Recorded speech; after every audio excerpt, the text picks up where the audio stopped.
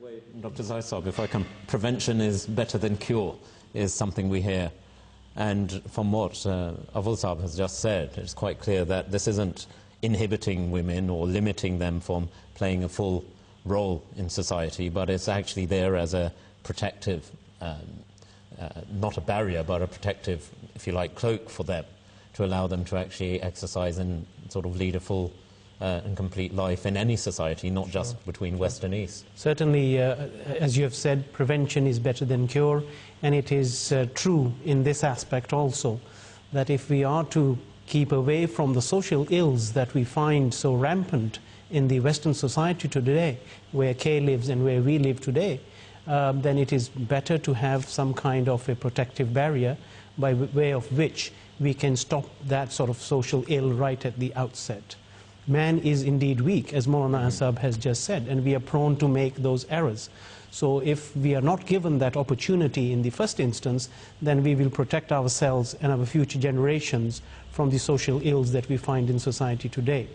The social ills that we are well aware of living here in the West, of course, we know about teenage pregnancies, unmarried mothers. Go to any high street and you will see all these social ills rampant.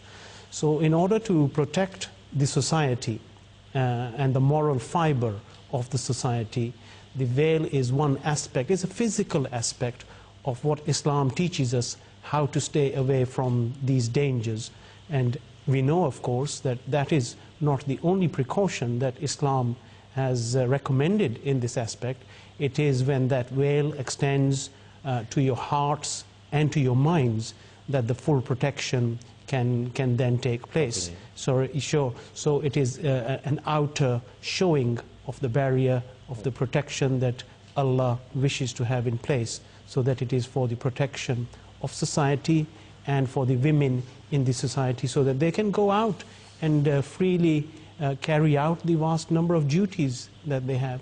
And as an example of that, we know that women in our community, they fulfill all the roles. We have doctors, we have lawyers, we have engineers, we have dinner ladies, absolutely, all across the whole professions are all covered. But it's a very important point there, and Jahangir Saab, if I just come to you on this as well. As Dr. Saab has said, it's just it's a statement, but the whole issue of veiling and chastity and the morality also comes from within, and it's an outward reflection of what lies within. You know, the mere veiling of a woman doesn't constitute that the woman herself or the person who has adorned the veil. It comes from within as well. That's true, but also we must remember that garments give out a message. Of course. And whether it's, like my respected colleagues have said, whether it's voluntary or involuntary is not the question. Definitely the way a person dresses gives out a message. Now, a Muslim lady who covers herself properly is giving out the message to those people who might have made advances towards her otherwise, that I am not a person interested in your advances, so don't even try your hand on me. So anyone who sees a lady with a veil will not go towards her, and so she has protected her modesty and shown that I'm not interested in these advances. And this is part of human nature, as has been said. Human nature is the same everywhere. Now, in the West, they would say, well, when we dress up and go outside, we're not doing it because we want to attract the attentions of people. Fair enough, maybe they aren't. But it doesn't bar the fact that in rape cases in the West, what will the defense ask the victim? If a lady comes forward and has accused somebody of raping her, what will the defense of the rapist or the alleged rapist ask? They will ask, how were you dressed on the day? Why do they ask that? It's because they want to prove, and it'll be very unfair towards the victim, of course, but to show that if she was dressed in an enticing way, maybe she brought it upon herself. And that's human nature. So to avoid all these very complicated circumstances and situations, ladies are required to veil themselves, because in that case, nobody can misinterpret the message coming out. If she's veiled, then it's clear she's not interested. And Avul Saab, if I, again, this concept of the veil, especially in, if you like, from a Western perspective, is sometimes fundamentally misunderstood. A veil is not just the veil or the concept or the image which is created is one of a burqa and a lady being fully covered. The veil itself can take many guises as well. Yes, it can. And Hazrat Khalifatul Masih Rabi rahimahullah ta'ala, if I can recall him saying, he was asked, what is Islamic hijab and parda? He said, to dress up with fear of God. Once he said, to give the message, not for you. The message inside inverted commas, I am not available for you. This is the one he was talking about. Jahangir Khan Sahib was saying that when you are dressed properly and modestly, everyone who is watching you or seeing you, with whatever intentions, there is a barrier, there is a limitation which has been drawn.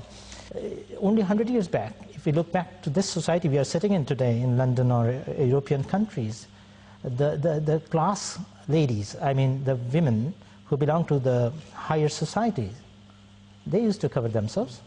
They used to put a full veil. Even today, the nuns do. Many of the nuns, they are also using the veil today, even today.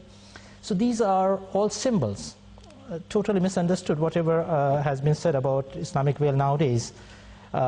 This is a misunderstanding which has to be removed. We salute and we honor all the ladies, whether they observe parda or not. But we encourage Muslim ladies to have that dress code which has been prescribed by Allah in principle. And this is a reflection of the noble status of the veil. Zaid Saab, if I just in summary on that question for Kay and indeed for all our viewers, the concept of veiling and this modesty of dress, it's not just for women, it's for men as well. You know, it's an application of dressing appropriately for the actual place and society you're in. I mean, it applies, you know, any ladies listening would say, well, what about the men? Yes, men in that respect too have to dress modestly and to cover their private parts, of course. So in that respect, men have to conform to that dress code as well, so that they too are not showing off or embellishing through their clothing, but at the same time making sure that their body is fully covered up and that no part of their private parts obviously are uncovered.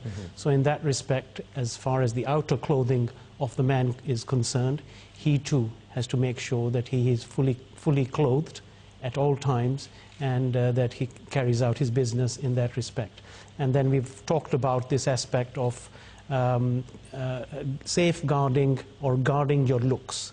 And you should, obviously, the man is also addressed in that he too should guard his senses and guard his looks, in that his thoughts must be controlled and they must not run wild in that respect as well. So the man is equally responsible for making sure that morality is continued in society in that respect as well. It prevails. Well, Jazakallah, gentlemen, for answering that particular question. And Kay, I hope that your question has been answered.